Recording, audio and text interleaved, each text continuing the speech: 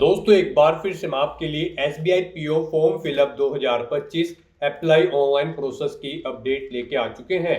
किस तरह से आप प्रोबेशनरी ऑफिसर PO के लिए 541 वैकेंसीज के लिए अपने फॉर्म अप्लाई कर सकते हो। स्टेप बाय स्टेप कंप्लीट जानकारी आपको इस वीडियो में दी जाएगी। ऑनलाइन आवेदन करते समय आपको कोई भी ऐसी गलती या फिर मिस्टेक नहीं करनी होगी जिसको करने से आपके एप्लीकेशन फॉर्म रिजेक्ट हो सकते हैं।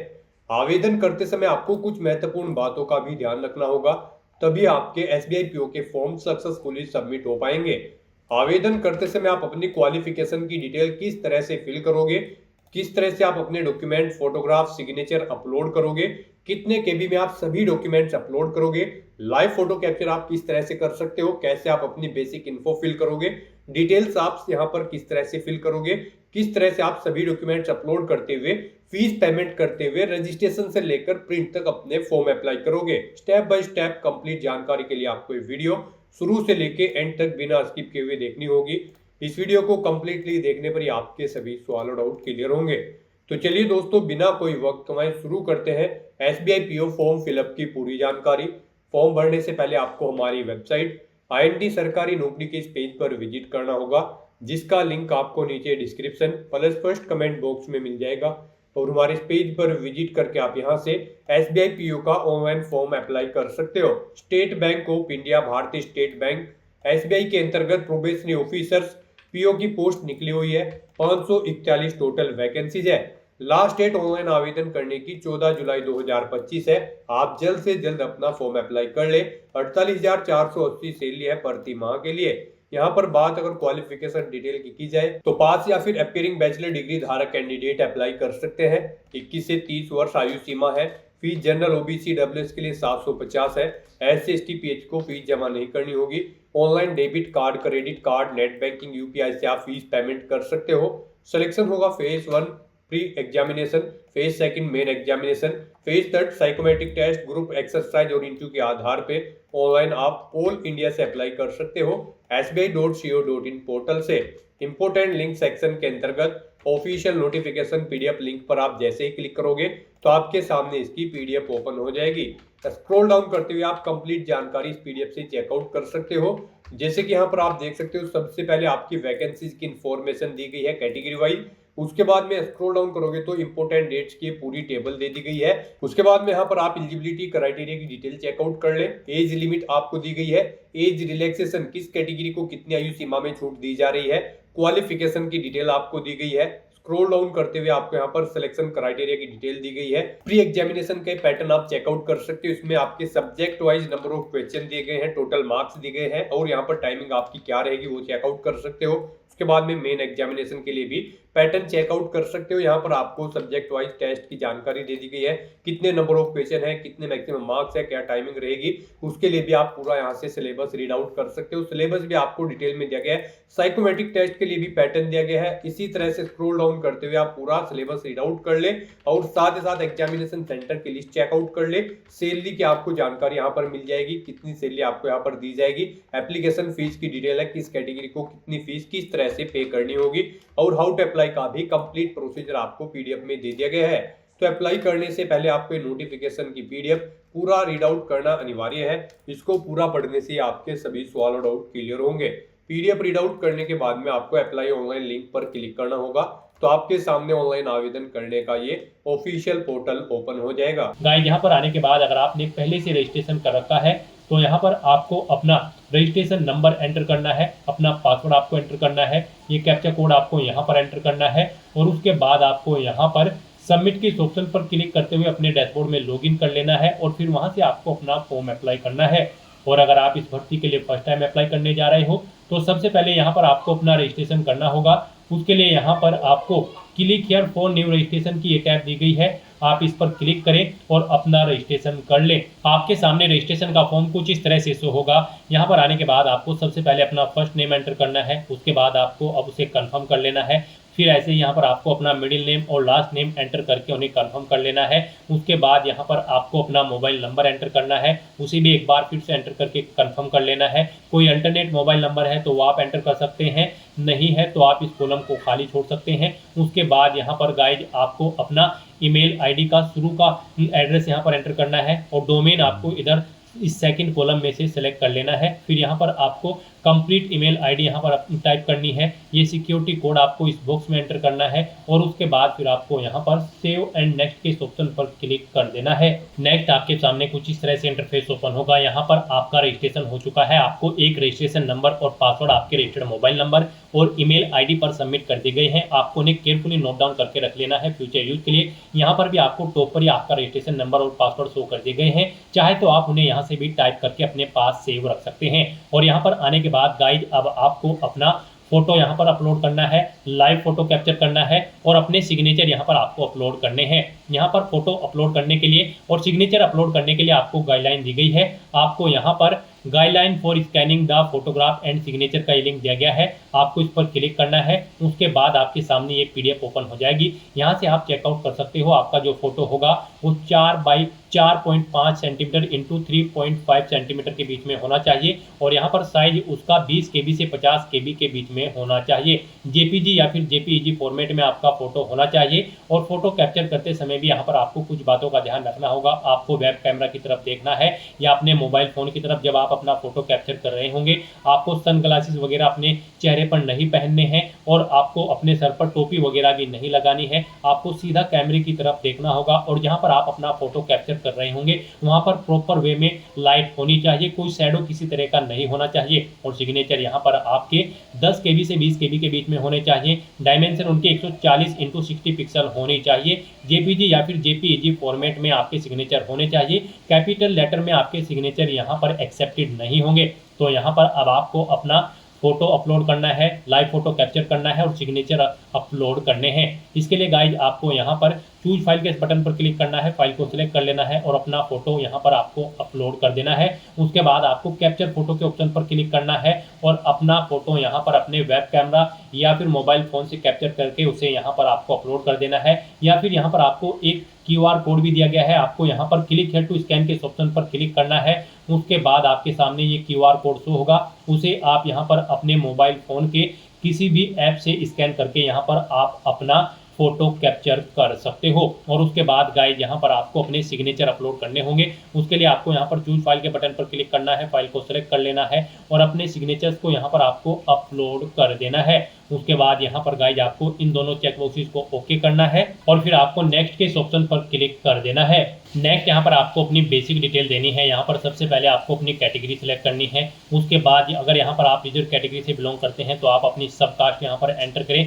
उसके बाद यहाँ पर आपसे पूछा गया है कि क्या आप PW बेंचमार्क डिसेबिलिटी कैंडिडेट है और आपकी यहाँ पर डिसेबिलिटी 40% से अबव है। अगर है तो आप यस करेंगे। अपनी डिसेबिलिटी का टाइप सेलेक्ट करेंगे। उसकी यहाँ पर सब टाइप करेंगे। डिसेबिलिटी सब टाइप है तो वो यहाँ पर आप सेलेक्ट करेंगे। उसकी परसेंटेज यहाँ पर आप देंगे। और अगर आप PWBD कैंडिडेट नहीं है तो यहाँ पर आपको नो ऑप्शन सेलेक्ट करना होगा। आगे के ऑप्शन आपको डिसेबल्ड कर दिए जाएंगे। उसके बाद यहाँ पर आपसे पूछा गया है कि क्या यहाँ पर आप person with a specified disability covered करते हैं। अगर करते हैं तो आप यस करेंगे और फिर उसकी डिटेल देंगे। नहीं करते हैं तो आप नो ऑप्शन सेलेक्ट कर लेंगे। उसके बाद आपको इस पेज को नीचे स्क्रॉल डाउन करना है। आपको अपना रिलीजन यहाँ पर सेलेक्ट कर लेना है। उसके बाद आपसे पूछा गया कि क्या आप माइनॉरिटी कम्युनिटी के अंतर्गत आते हैं। अगर आते हैं तो यस करें, नहीं तो नो ऑप्शन सेलेक्ट करें। आप एक सर्विसमैन है तो यस करेंगे और पीरियड ऑफ सर्विस यहाँ पर देंगे। नहीं है तो नो ऑप्शन सेलेक्ट करेंगे। फिर आपको यहाँ पर मेंशन करना है, please mention the number of occasion on which you have applied for the examination for recruitment the PO in SBI। यहाँ पर आपको एंटर करना है कि कितनी बार यहाँ पर आप PO के एग्जाम में पार्टिसिपेट करने के लिए अप्लाई कर चुके हो। फिर यहाँ पर आपसे पूछा गया कि क्या आपने कभी लोन लिया और आप डिफॉल्टर हैं। अगर है तो आप यस करेंगे, नहीं तो नो ऑप्शन सेलेक्ट करेंगे। फिर यहाँ पर आपसे पूछा गया कि आप एडजर्व report regarding character and attendance moral टेरिब्रेड। आपको अपने कैरेक्टर की डिटेल यहाँ पर देनी है। आप यहाँ पर एम्प्लॉय हैं स्टेट बैंक ऑफ इंडिया के किसी क्लरिकल कैडर की पोस्ट पर। अगर हैं तो यस करेंगे, नहीं तो नो ऑप्शन सेलेक्ट करेंगे। उसके बाद आपसे पूछा गया कि आप ऑफिसर कैडर पर कार्यरत हैं इन स्टेट बैंक ऑफ इंडिया में। अगर है तो यस करें, नहीं तो नो ऑप्शन सेलेक्ट करें। उसके बाद आपसे पूछा गया कि क्या आप एक्स एम्प्लॉय हैं स्टेट बैंक ऑफ इंडिया के क्लरिकल कैडर से। अगर है तो यस करेंगे, नहीं तो नो ऑप्शन सेलेक्ट करेंगे। उसके बाद यहाँ पर आपसे पूछा गया कि क्या आप एक्स एम्प्लॉय हैं स्टेट बैंक ऑफ इंडिया के ऑफिसर कैडर से। अगर है तो यस करें और फिर उसकी डिटेल दें, नहीं तो नो ऑप्शन सेलेक्ट करें। उसके बाद यहाँ पर आपको अपना पैन नंबर देना है। अपनी नेशनलिटी आपको ऑटोमेटिकली फिर मिल जाएगी। आपको अपना स्टेट सेलेक्ट करना है, जिस स्टेट से आप बिलोंग करते हैं। उसके बाद यहाँ पर आपको एग्जामिनेशन सेंटर सेलेक्ट करना है जहां पर आप एग्जाम में पार्टिसिपेट करना चाहते हैं।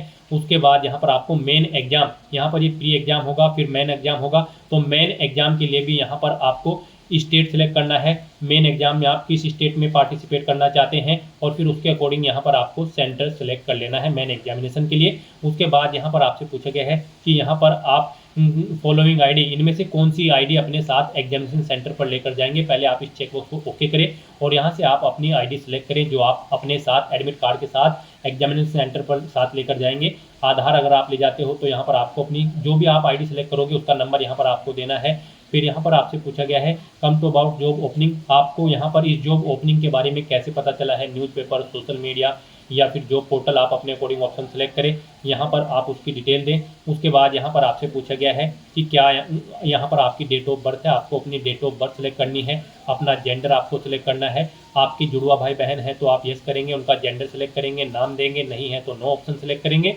उसके बाद आपको अपना मैरिटल स्टेटस देना है, आप मैरिड हो, अनमैरिड हो या फिर विडो। उसके बाद यहाँ पर आपको अपने फादर का फर्स्ट नेम देना है, उनका मिडिल नेम लास्ट नेम देना है, मदर का first name middle name last name दे देना है। उसके बाद अगर आप मैरिड हो तो आप अपने हस्बैंड या वाइफ का नाम यहाँ पर देंगे। उसके बाद यहाँ पर आपको अपना कोरोस्पोंडेंस एड्रेस एंटर करना है, फिर आपको अपना परमानेंट एड्रेस यहाँ पर देना है। और अगर आपका परमानेंट एड्रेस आपके कोरोस्पोंडेंस एड्रेस के अकॉर्डिंग सेम है तो आप इस चेकबॉक्स को ओके कर देंगे, ऑटोमेटिकली आपका परमानेंट एड्रेस आपके कोरोस्पोंडेंस एड्रेस के अकॉर्डिंग फिल हो जाएगा। फिर यहाँ पर गाइज आपको अपना जीएसटी इनवॉइसिंग एड्रेस सेलेक्ट कर लेना होगा। यहाँ पर आप कोरोस्पोंडेंस एड्रेस या फिर परमानेंट एड्रेस, जिस भी एड्रेस पर कम्युनिकेट करना चाहते हैं उसे आप यहाँ पर सिलेक्ट करेंगे। इस तरह से अपनी डिटेल फिल करने के बाद फिर आपको यहाँ पर वैलिडेट योर डिटेल्स के ऑप्शन पर क्लिक करके अपनी डिटेल वैलिडेट कर लेनी है और उसके बाद आपको सेव एंड नेक्स्ट के ऑप्शन पर क्लिक कर देना है।